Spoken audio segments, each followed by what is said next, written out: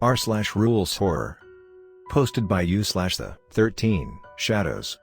Rules for the middle of nowhere, the Void Hotel. Welcome to the middle of nowhere. The infinite divided. Division by zero. We here at the Void Hotel are glad to see you. Will you be staying the night? We have a veritable cornucopia of rooms, all at a very reasonable price.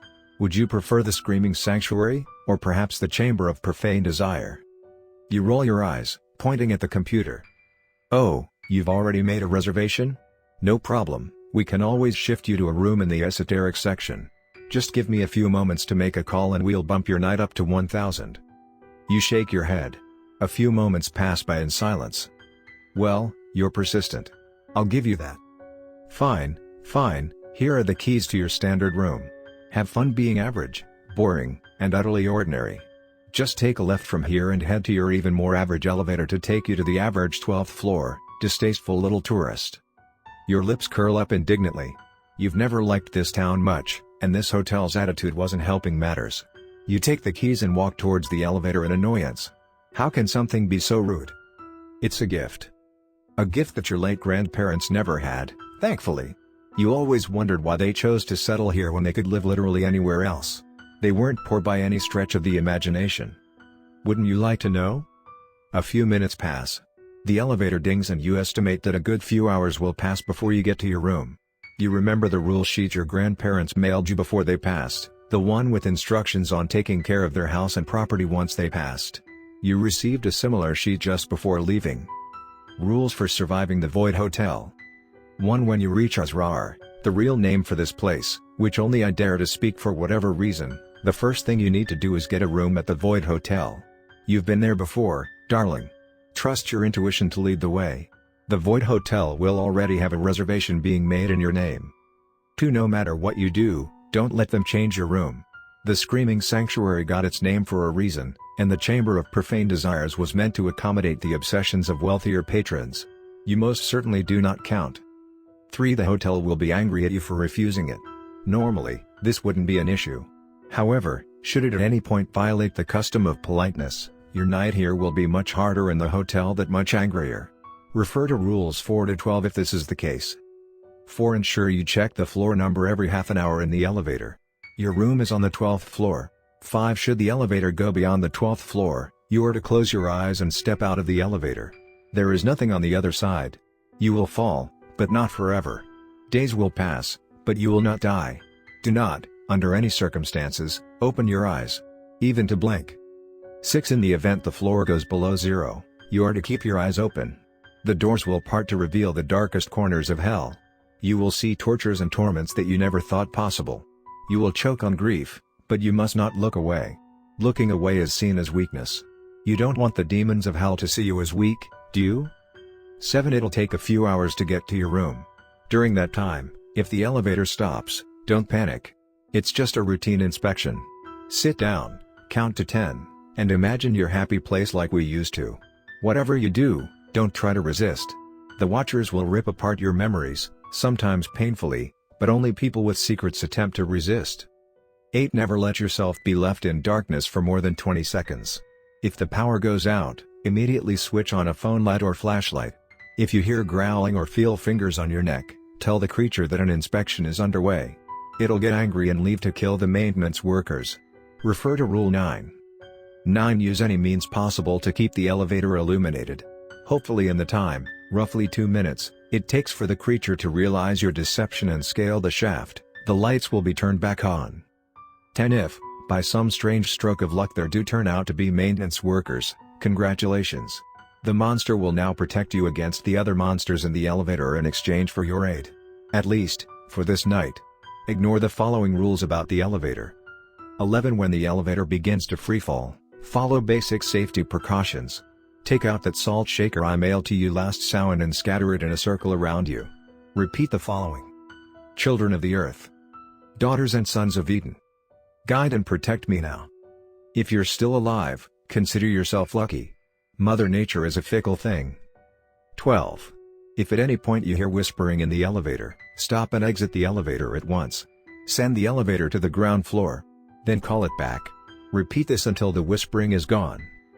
13. When you finally reach your floor, walk to your room without noise. If you make any noise, i.e., screaming, sneezing, wailing, etc., apologize and keep your head down. If you drop something, pick it up and place it back. Don't break anything, unless you fancy being a replacement for it. 14. The 12th floor has only one room with a knob in it.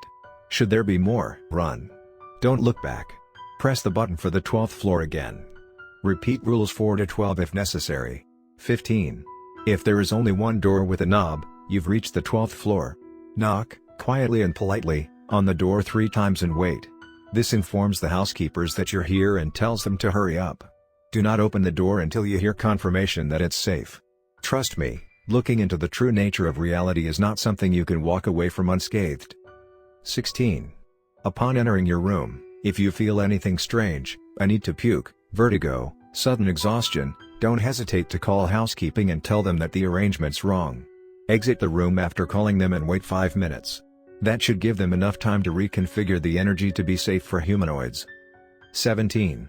If you followed the rules perfectly till here, your room will have one TV that doesn't work. If the TV at any point turns on, do not look at it. Last guy who did, well, can't say it was pretty.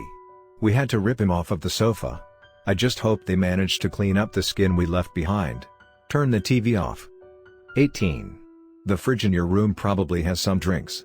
The Pepsi will energize you until you see ghosts, so steer clear of that unless you're certain you can handle that. The beer will knock you out and probably have you commit a few dozen crimes, and the champagne, I think that's safe. Never tried it myself. Maybe I will later on. We could play a game once you arrive. 19. If at any point you hear singing coming from the bedroom, enter at your own risk. The sirens will mold themselves to your deepest, most silent desires, for a price. Their pleasure is your pain, because once they're done, half your life will have gone by in an instant. I don't know how it works, time is funny around here. 20. If you aren't interested in the sirens, smart move, grab the knife and stab it through the bedroom door. The hotel won't be pleased, but the money I'll be sending up to your room once you get here should be enough to cover the costs. 21.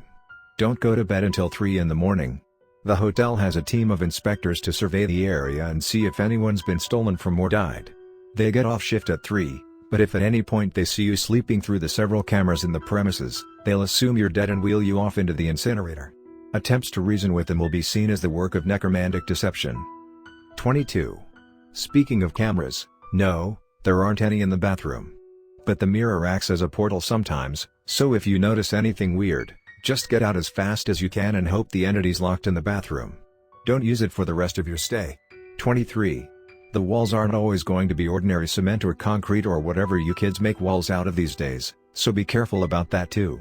Remember the stories your grandparents used to tell about the kids locked up in the walls? Yeah, those weren't stories. Those kids are still there. And if my sources at the hotel are right, they're still bored. Bored snakes like to play with mice. The mice normally end up dead. 24. Leading on from Rule 23, if at any point you see facial features in the walls, throw salt at them. That should keep them at bay.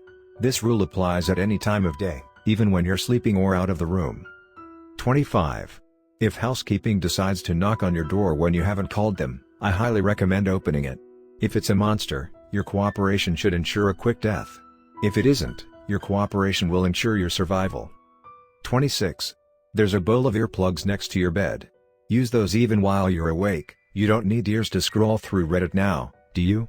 The banshees can come at any time, and if you hear their screams, it's too late for you. 27. During your stay, you will notice that these rules can and will overlap multiple times. They are also not exhaustive. Most of the monsters in this sheet are predictable. I've seen them before. Normally they're patrons of the hotel, or remnants of creatures that existed before the hotel did. Sometimes they're both. 28. When you leave, make sure to thank the hotel for allowing you to stay. The storm will have abated, and you'll be able to make your way to our old house. Once you get there, refer to the road rules we've given you to figure out what to do next. The elevator dings on the 12th floor, and you exit.